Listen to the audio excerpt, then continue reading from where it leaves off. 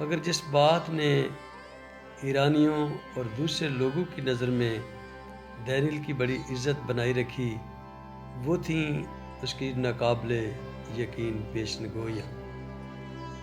ان میں ایک نبوکت نظر کے خواب کی تعبیر میں پائی جاتی ہے جو بابلی سلطنت کی تاریخ میں ایک عظیم بادشاہ تھا۔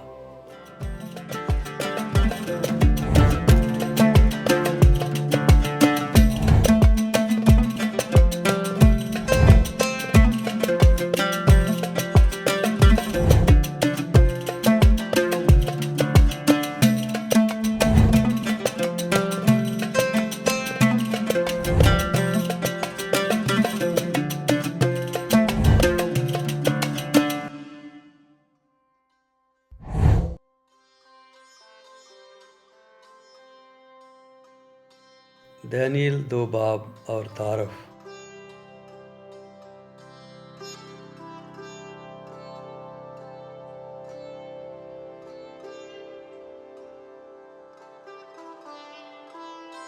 دانیل نبیوں میں سے ایک عظیم نبی، بابل کے شاہی دربار میں ایک رہنما تھا۔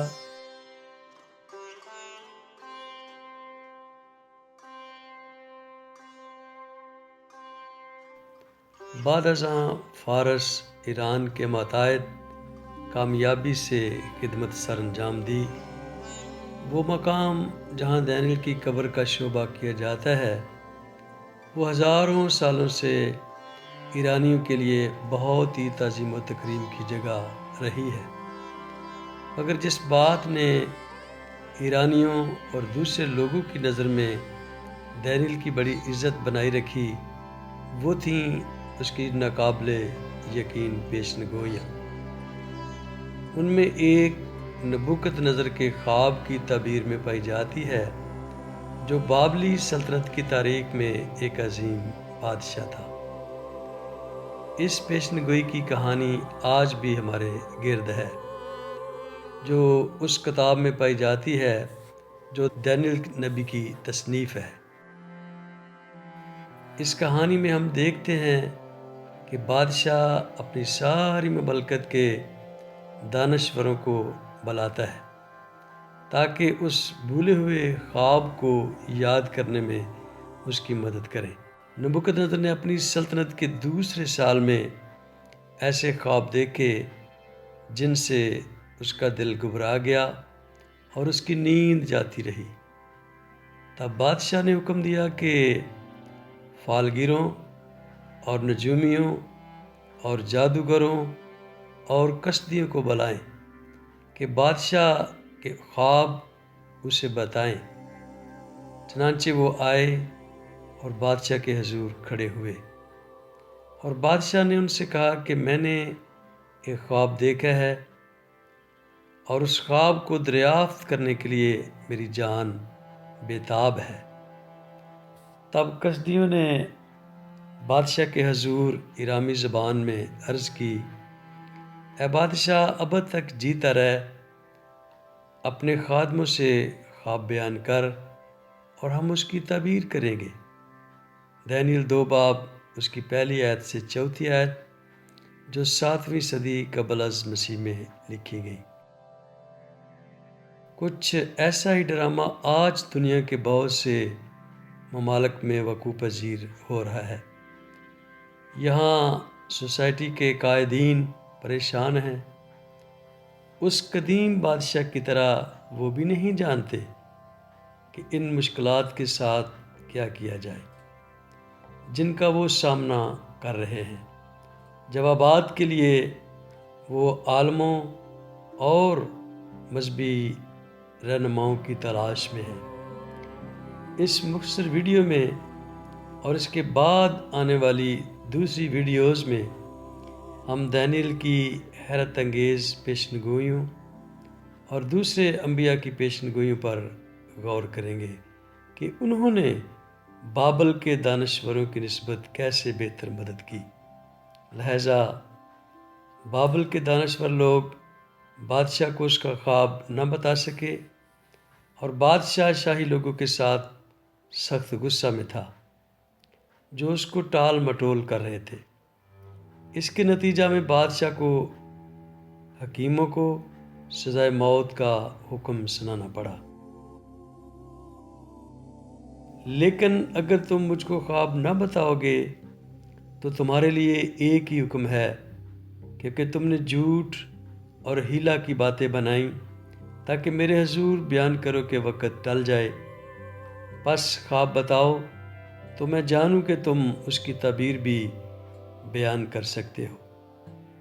کشتیوں نے بادشاہ کو جواب دیا اور عرض کی، روئے زمین پر ایسا تو کوئی بھی نہیں جو بادشاہ کی بات بتا سکے، اور نہ کوئی بادشاہ یا امیر یا حاکم ایسا ہوا ہے جس نے کبھی ایسا سوال کسی فالگیر یا نجومی یا کسدی سے کیا ہو۔ اور جو بات بادشاہ طلب کرتا ہے نہایت مشکل ہے۔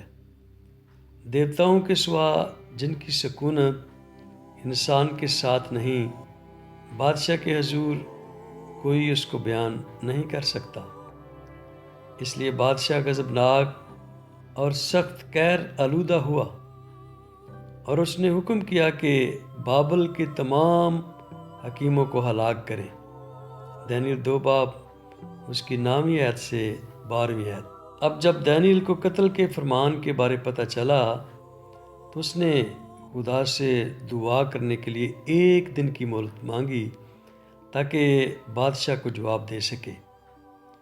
اور جب دانیل کو بادشاہ کے حضور پیش کیا گیا، اس نے واضح کیا کہ بادشاہ کی مدد کرنے کے لیے ان جھوٹے حکیموں کی نسبت اس میں مزید قوت نہیں، لیکن ان کے برعکس وہ جانتا تھا کہ قادر مطلق خدا سے کیسے دعا کرنا ہے۔ جو معلومات خدا نے دانیل کو عطا کیں، انہوں نے مستقبل کو سمجھنے میں نہ صرف بادشاہ کی مدد کی بلکہ آج بھی کروڑوں لوگوں کے لیے بھی ویسا ہی کیا ہے، خاص طور پر کچھ ایسے لوگوں کے لیے جنہوں نے تاریخ کے اس حصے اور ان باتوں کو جن کا دانیل نے انکشاف کیا جو خاص طور پر دلچسپ ہیں۔